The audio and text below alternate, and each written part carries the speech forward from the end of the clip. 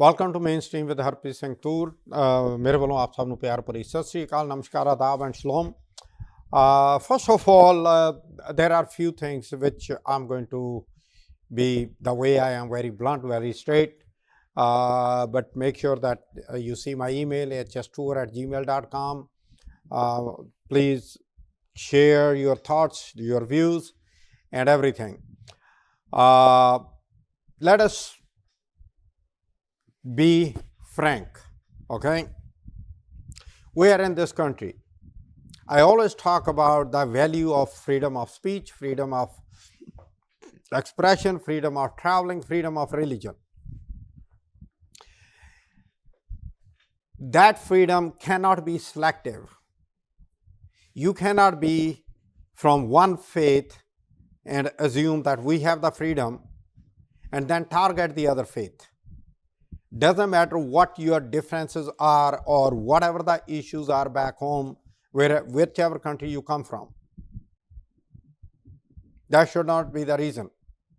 And today I'm talking about some of the young Punjabis, and I'm assuming those are the Sikhs, and I'm pretty sure those are clean shaved, because most of this stuff is being done by some of these people who happen to belong to that category. I'm not saying everybody who is clean shaved will do anything like that, or everybody who has the beard and turban will do anything like that. But what I'm trying to say here is that so far, anything like this, when it happens, the people who get arrested because of that, they are basically Punjabi, Sikhs, and clean shave. In Long Island, Melville, there is a Hindu temple run by BAPS, B-A-P-S, which is basically Gujarati Samaj. That temple is run by the Gujaratis, and that temple has been vandalized, okay? And I'm looking at the picture and it makes me sick to my stomach, okay? It has the wording against Modi. It has the F Modi on the street, and I'm pretty sure that there must be some cameras which will capture those people, the perpetrators of this whole thing. And it says Modi, I can't make sense of it, and then murdered. And I'm thinking that this is reference to the killing of Mr. Niger in California and trying to kill the residents of United States by the Indian government. Now let us sit back and look at it and think about it, okay? The attempt on US soil, the FBI did not never let it happen, which means what? Which means basically the US government protected us, the Sikhs, from anything like that, from any government, and in this case it was Indian government, no doubt about it. They protected us. Why? Because of our faith, our freedom of religion, and freedom of speech. By vandalizing this Hindu temple, what did we do? We went exactly against those elements which the US government, spent money and put in the people to protect us. So these people, I don't know, but are they really the people who really care about the Sikh community? Do they really care about what happened to the Sikhs since independence, before independence, and after independence? Or they are out there just because they just want to get their green card so that they can go back to India later on? And I have seen it. And I'm not making these stories up. You can look it up. And in the process, what is happening? We Punjabi Sikhs, within the circles, friend circles, people, they love us. But how long it will stay like that? This is how you will ruin the reputation of the community. And I will not hesitate to say this thing that some of the people who are actually in the forefront to organize anti-Modi demonstrations, they literally took the money from the gurdwaras while they were in the administration, from the gurdwaras which they were running. There were proofs of that. But within, I'm sorry again to say, the Sikh leadership, they did not have the backbone within those gurdwaras to stand up to them. Recently, in one of the gurdwaras, a chairman of the election commission abused his powers. Everybody was crying, complaining left and right, but nobody took any action. Which means what? Which means that you are more interested in retaining your own power in the Gurdwara than doing the right thing. Is this what we want? Is this what we are? No, we are not. And we don't want that either. And the silent majority within the community, they need to stand up. And they need to condemn this, as I am condemning here right now. And I'm also issuing a statement to condemn this happening in the press. And it will go to Punjabi media also. I don't know how much it will get printed in the Punjabi media.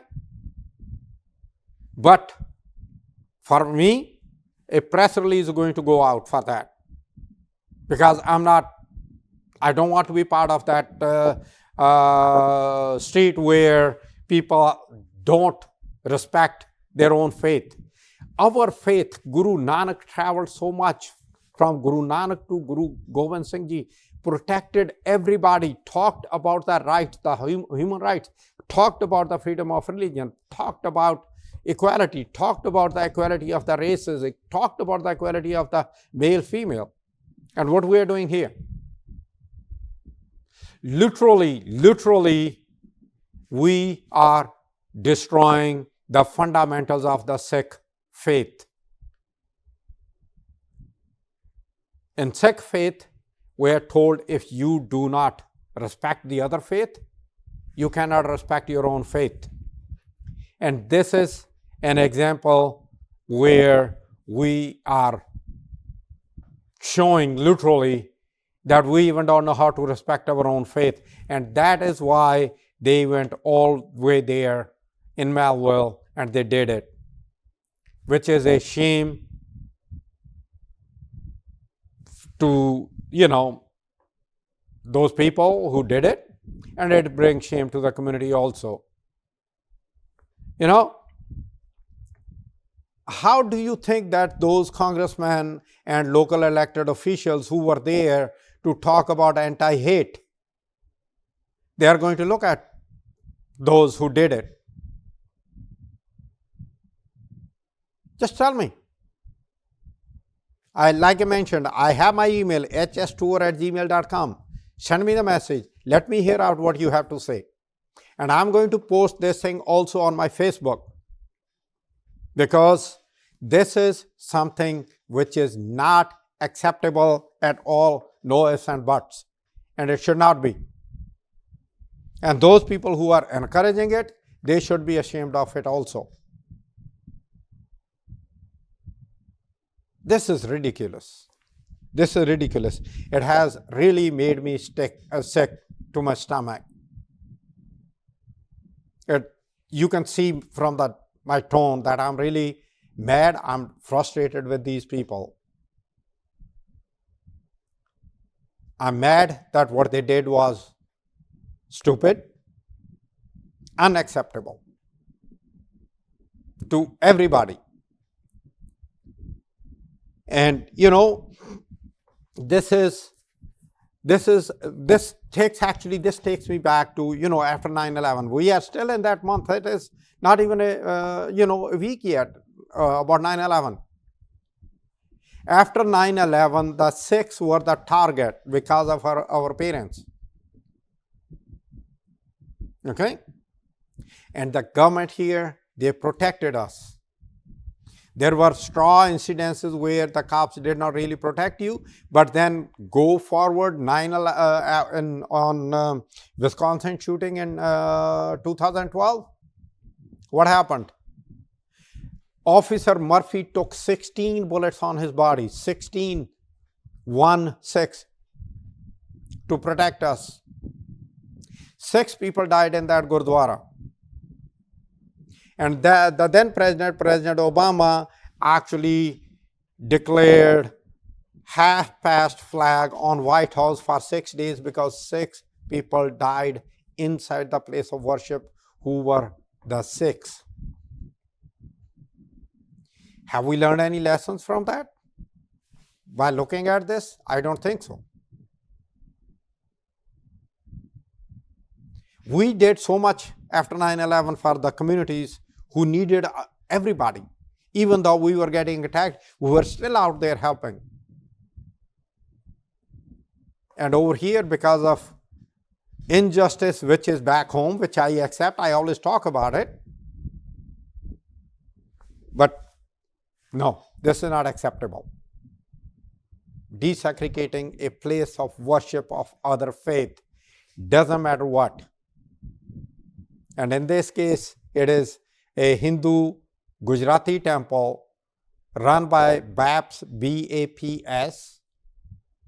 And I really wish I can do anything more than this, but I personally, on behalf of the people, the Punjabi community who really think properly, and I'm definite that they will agree with me on that, I really apologize to the community and the members of that temple that this thing happened. It is a shame. It really is a shame, but it did happen. We cannot take the time back, but we definitely can talk about it, start conversation so that this thing does not happen again anywhere, doesn't matter where. So having said that, let's take a small break here. It's I'm not happy about this happening, but I just want to get myself together again so that we can also do the rest of the show. Once again, my apologies to that temple, the management and the congregation of the temple for what happened there. And I'm going to go and visit that temple, and whatever I can, I will definitely work that this thing should not happen again. And moving forward on today's show, UN session is starting from September 22nd through September 29, and like everybody else from the rest of the world, they converge to United Nations. Prime Minister Modi will be here. There are other dignitaries who are already here. The Advanced Party is here, and I'm definite that there are already the security agencies, they are looking at it, what and how to protect everybody who is visiting, including the Prime Minister Modi. And also, interestingly, the Prime Minister Narendra Modi, he is also going to speak at in Nassau County, which happens to be next to my assembly district. But I'm not going to use the show for my assembly or my promotion of my election. So there are few things which we need to really look at from that perspective. What is happening is we are in the middle of election, presidential election, and last time when we had Donald Trump as a president, we actually had Prime Minister Modi visiting US. A rally was held in Houston, Texas, where the then Prime Minister endorsed, which he still is the prime minister, the then president, the former president Donald Trump, to be elected as next president. That's a different issue that it didn't happen in 2020. And there is a whole, we are almost at the end of 2024. Next election is around the corner. The issues are still going on about those elections because there is a totally new twist which has been given to everything. And so thanks to social media, which is out of control, anybody who gets up in the morning, who wants to say something, they say something. There are no proper checks and balances, either on the content or on the material which is being posted. So this is something which we need to discuss. First of all, let us look at this. Okay. Another issue happened this week. Somebody tried to shoot the President Trump. Even though initially they were saying there were some shots, but the shots were fired by the FBI agents, not by the person who tried to kill or target the President Donald Trump while he was out there golfing, which he does most of the time. So now the question comes in that why the US presidential elections are at this point. Who is to be blamed? You know, if you really look at the trend, not just US elections, but everywhere throughout the world, there is a consistent move towards fascination with the violence with the elections, to not to accept the results of the elections, and do whatever he or she can to challenge the results or whatever, that they do not have to be answerable to anybody. And in the meantime, there are people who are making millions out of that business. Attorneys are making money, non-attorneys are making money, the courts are being dragged into it. But I am happy that still the judicial system is holding. There may be some instances where we may not agree with what is happening, but overall judicial system is still working. Like they say, it works slow, but it does work. And that's what is happening. It is definitely working. So now the question is, who actually brought this violence to this level? Let's take a look. Yeah. The former president and his vice presidential candidate, J.D. Vance, both are blaming, Democrats for it. But let us look at the facts. Okay?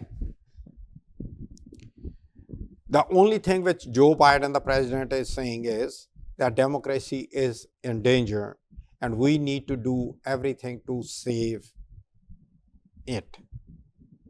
He never, ever, I have never seen any statement from him where he talks about the violence since he got into the politics. On the other hand, Donald Trump, even before he got elected to be the president, his statement, which is a record which anybody can go and look, it says that I can shoot anybody on Fifth Avenue in a daylight and still people will come out and vote for me and nothing would happen to me. And when you look at that statement and then you look at some of the judgments, especially that judgment which came out from the Supreme Court, where Supreme Court actually exempted the president from a lot of things, that president cannot be prosecuted. So Which Supreme Court? The Supreme Court which actually got appointed, 3 justices were appointed by the former President Donald Trump by stealing 2 appointments from the Democrats. Thanks to Mitch McConnell. Like I always say, I don't like his policies, but I love him. He knows how to get the things done, and he gets the things done the way he wants it, or his base wants it. So that was number 1. Number 2, January 6th. There are hundreds of people who are behind the bars for January 6th. What happened on January 6th? Who prompted that? Of course, it was Donald Trump. Who refused to accept the results? Donald Trump. Who is propagating the violence against or encouraging the violence against the minorities? When he talks about the Haitians eating cats and dogs in that particular area in Springfield, Ohio, those people are legal immigrants and they have been living there for a couple of decades. They were not new there. And there are a lot of them who are voters registered to vote. But what happened? That all of a sudden minorities got targeted. Springfield mayor got the multiple threats of bombing, multiple threats of shooting over there. Which means what? Which means basically it is the base of this former president who plans to be the next president of the United States, who listen to him, and they will go to any extent to eliminate. People were found outside Obama's house at the Trump's behest who were out there to take him out.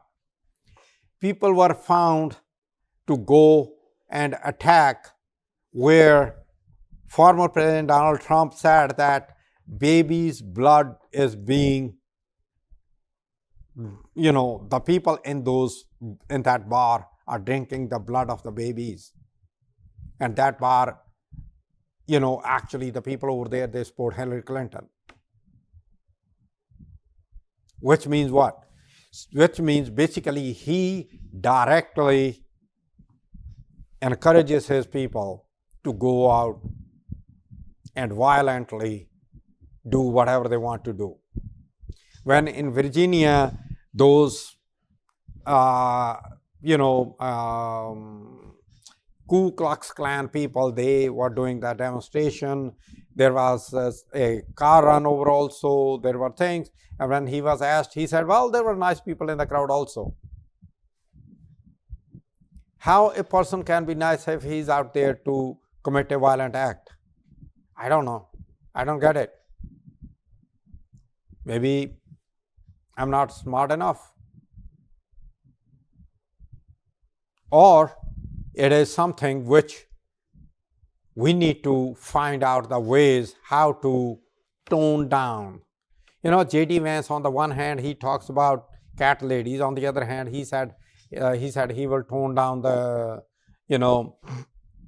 rhetoric on the violence, blaming it on who? Democrats. Why? Because Trump said that Democrats are doing it. And guess what? The person who originally shot and got killed in Pennsylvania, he was a registered Republican. And he was Republican to the hilt. This guy, I don't know yet, but he was in Ukraine, fighting or trying to fight for Ukrainians. So these are the things which actually, when we talk about the leadership, this is where leadership matters. Leadership actually is to lead to the right place, not to lead to the violence, not to lead to degrade your values, not to lead to hate your neighbor, not to lead to, hate the person who doesn't look like you. Because this is how the violence gets created or violence happens. And when the violence is encouraged based on that, one way or the other, there are people who are always looking for it. And I'm definite that there are people out there who are just like that, okay, if I do an act X, I probably will get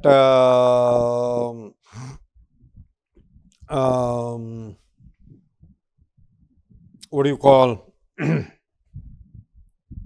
pardoned by the incoming president, hoping that Donald Trump will be the next president. No, things don't happen like that, and they should not happen like that.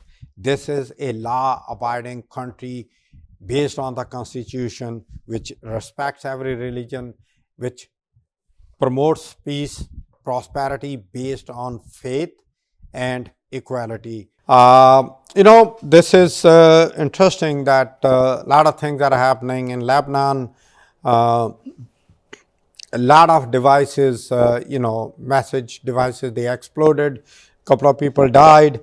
And interestingly, I will not be surprised, because ultimately there may be, not maybe, sooner or later we will find out it was the Israeli government's people who actually know how to deal and do this kind of stuff, because otherwise so many devices exploding within certain time frame, it's not possible.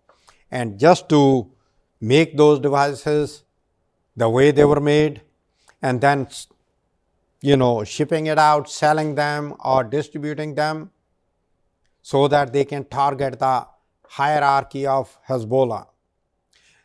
When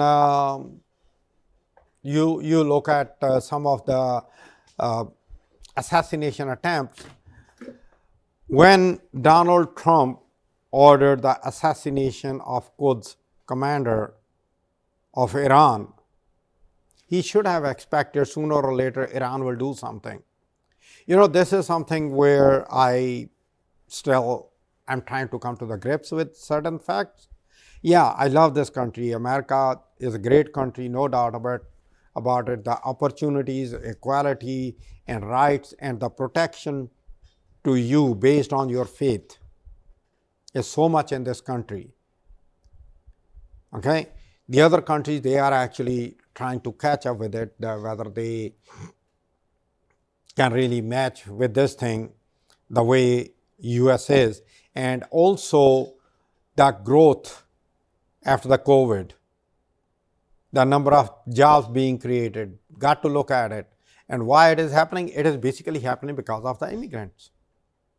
Same immigrants which are being demonized by the former President Donald Trump, J.D. Vance, Vivek Ramaswamy, and company, including Stephen Miller, where when he was asked about, a question, and his answer was about the, crossing at the southern border, and he never answered that without even accepting the responsibility that it was Donald Trump who actually told his group, the GOP senators, to stop, don't do any deal on the border, which was one of the finest deal since 86, when Ronald Reagan signed a deal with the Democratic Congress in charge at that time.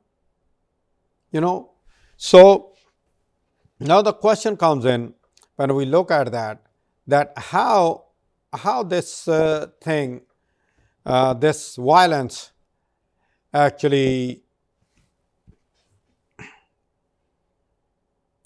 starts, and then this violence actually targets the minorities, the blacks, Latinos sometime, and of course Asians also. I have seen actually, young Asian students, Indian students being targeted for a lot of things, But again, let us look at it from a proper perspective. The whole world actually is walking into an Armageddon unless the sane people look at it and step back. Just imagine that Benjamin Netanyahu is pushing and pushing and pushing in the hope that Donald Trump will become the president and he can then have the free hand, which Joe Biden is not giving him so much freedom, even though Joe Biden is doing everything to protect Israel. He differs with him, he argues with him, but still the money is being provided, ammunition is being provided, and yes, intelligence is being shared also. Intelligence actually is being shared even with Russia, even though Russia and Ukraine is at war. Ukraine is getting armament from Western countries, NATO as well as United States. When that event took place where a theater was taken over or this shopping mall was taken over, US government actually did warn Russians about an imminent attack, and they ignored it. They were like, well, because they are providing ammunition to Ukraine, they are just sending us to the wrong direction for whatever it is. And look at what happened. And guess what? Don't get surprised. Indian and Pakistani governments, their agencies, they share intellectual, intelligence gathered about certain groups, and they provide it to each other. It's not to me, it did not come out as a shock that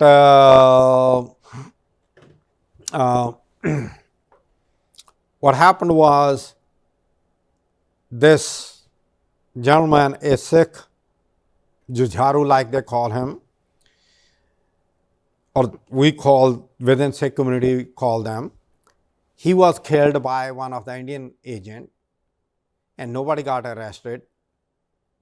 And I'm definite that it did not just happen because of any other reason, that yes, the intelligence was being shared about his movements and also gathered by the Indian agents who live in Pakistan at that time. And I'm pretty sure in India also Pakistani agents do it all the time.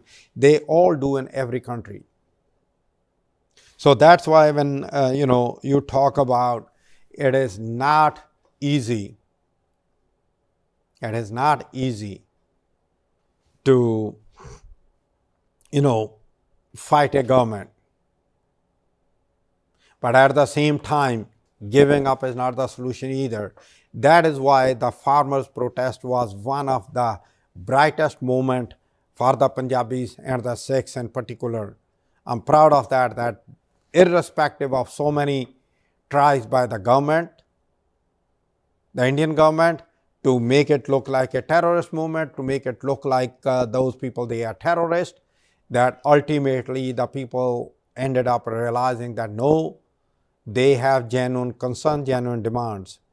Look at this. There was a Mahapanchayat in Haryana, and Haryana government actually sealed the border with Punjab, which means that nobody can travel from Punjab through Haryana to Delhi.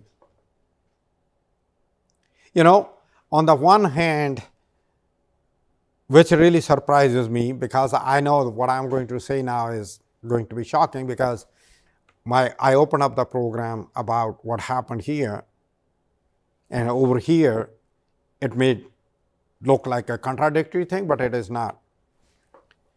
On the one hand, they want Punjab to be part of India. On the other hand, they will not give the basic rights to Punjabis. The right to travel, right to communicate, and there are new laws in India which actually can put you behind the bars.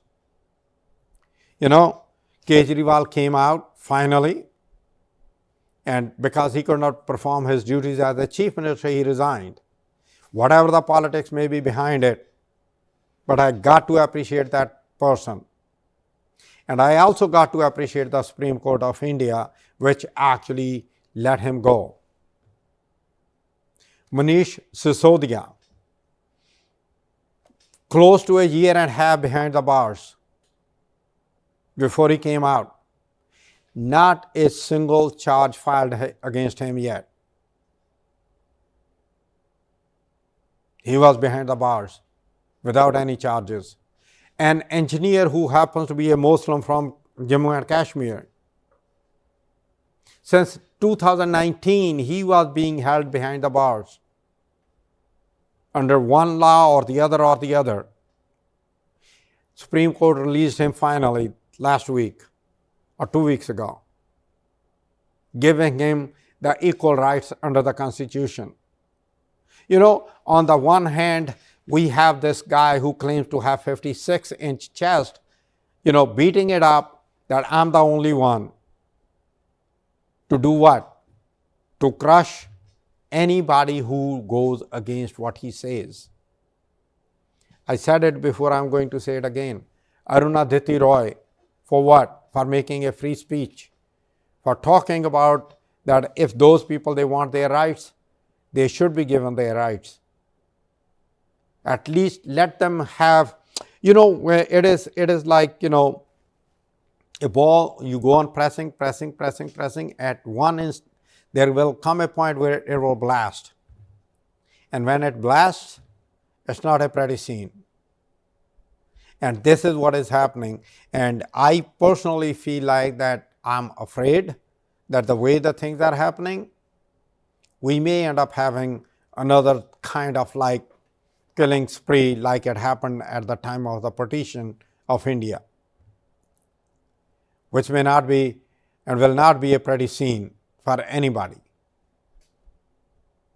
So now, before the end of the show, I'm going to talk about a little bit about, the polls are out there, the work is out there. There are a lot of people who are endorsing Kamala Harris over Donald Trump. The former presidents are standing with Kamala Harris, but not a single former president with Donald Trump. There has to be a reason. Some of the Republicans which I really admire, Mitt Romney, Liz Cheney, Liz Cheney's father, I never liked him. I was against his way of working. He was one of the force behind attacking Iraq and killing hundreds and thousands of people, maybe more than 500,000 people at that point. But he also is going against Donald Trump. There must be something which they see. A lot of these people who are afraid of Trump are not afraid of Trump because of the policy. They are afraid because they will lose their seat in the House and they will lose their benefits. When President Trump became president, the former president, at that time I admired those people who were offered the job and they declined because they said that we cannot work with you with your ethos and ethics. I admired that. But now I look at them, there are very few people left with those things. And just imagine if he comes back again, who he will have in that place. And some of the people they protect. Civil service actually is, yes, we may not like it, but they are the backbone of implementing the policies which protect you and me, irrespective of their party affiliation. And once you start purging just based on that, okay, I'm a Republican president, he's a Democrat civil servant, I will fire him, and I'm a Democrat president, he's a Republican civil servant, I will fire him, vice versa, it will go on. Look, just imagine what could happen. America will not be America what it is. We are already going down, we are walking down that path where we may end up, being at each other's throat with a knife. We still have the time to pull ourselves up and come out of that grave which we are digging right now. If we don't, then the future for our next generations, it does not really look that bright as we had, or our generation before us, they had it. Having said that, with that note, again, freedom of speech, freedom of religion, irrespective of who you are, where you are, got to protect it, got to admire it, and got to respect it. With that note, till next time, good night and good luck.